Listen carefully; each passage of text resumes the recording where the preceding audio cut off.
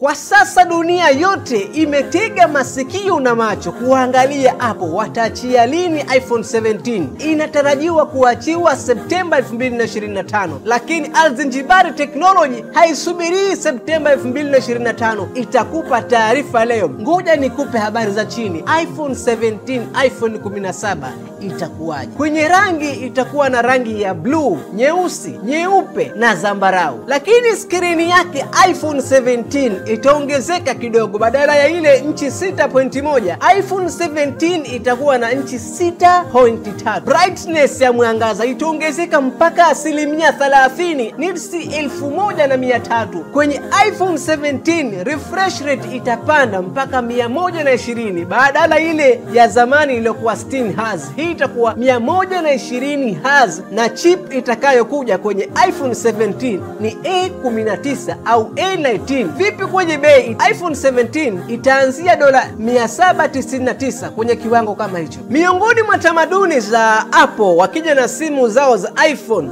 wanatoa iPhone halafu nasikia Plus, Pro, Pro Max, lakini kwenye iPhone 17 kutakuwa hakuna 17 Plus, kutakuwa kuna iPhone 17 Air, na hii itakuwa ya aina yake sana. Itakuwa simu ya kwanza nyembamba kwenye model za iPhone. Hii itakuwa na milimita 5.5. Itakuwa nyembamba kuliko iPhone X. Itawezaje kuwa nyembamba? iPhone 17 Air hakutokuwa na speaker za chini. Kwenye speaker ile ile unaozungumzia ndio speaker hiyo ambayo itatoa sauti ya audio. Kwenye iPhone 17 Air kitashuka tena kioo, kitapungua tena milimita 6.6. Vipi kuhusu bei? Kuanzia $899. Hawatoishia hapo, itatoka na iPhone 17 Pro. iPhone 17 Pro reverse wireless charge imekuja. Kwa hiyo iPhone na Samsung sasa watachuana. Kwenye chipu ya iPhone 17 ilikuwa ni A18, lakini iPhone 17 Pro itakuwa ni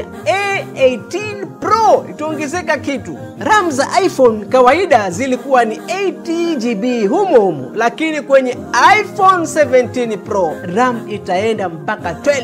Mabadiliko ya hali ya juu. Haya, sasa kulikoni? Kama kawaida yao iPhone walikuwa wakitoa Pro, wanakuja na Pro Max, Pro Max. Mara hii kutakuwa na iPhone 17 Ultra, hakutokuwa na iPhone 17 Pro Max. Kuna teknolojia mpya ya Face ID ya kusoma sura ya mtu ambayo inaitwa MetaLens. Itakuja kwenye iPhone 17 Ultra. Ile Dynamic Island, ile sehemu ya juu ambayo tulikuwa tunaikuta kwenye iPhone huko nyuma, itapungua tena, itakuwa ndogo kabisa.